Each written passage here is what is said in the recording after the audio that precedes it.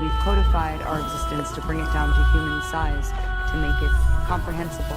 We've created a scale so that we can forget its unfathomable scale. Greetings.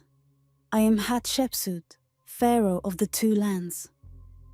I have long witnessed the rise of dynasties and the fall of empires, the grandeur of monuments, and the fleeting nature of life. Among all that I've seen, one truth remains. The Great Pyramid of Giza is a testament to the eternal vision of humankind. It is not simply a structure of stone.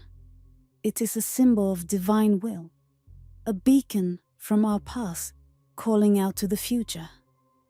Let me share with you the tale of this monumental wonder, its meaning, its creation, and the mysteries that shroud its existence. The Great Pyramid was built for the mighty pharaoh Khufu, whose name still echoes through time. His pyramid was not a simple tomb. It was a gateway to eternity. As Egyptians, we believed that death was not the end, but a journey. And for that journey, the soul needed a vessel of power.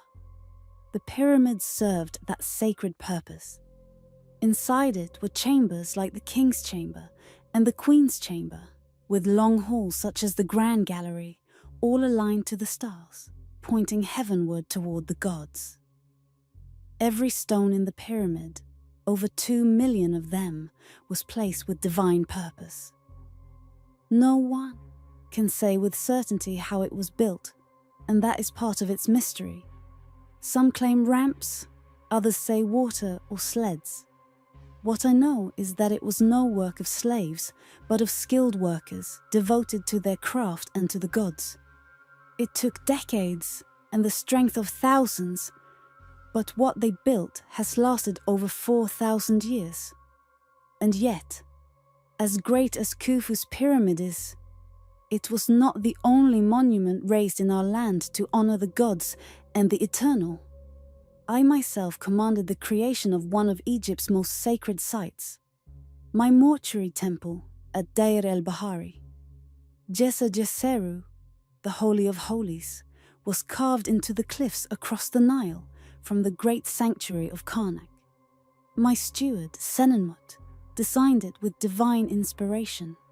It rises in 3 great terraces, each lined with pillars and crowned with statues of me in the image of Osiris, god of the afterlife.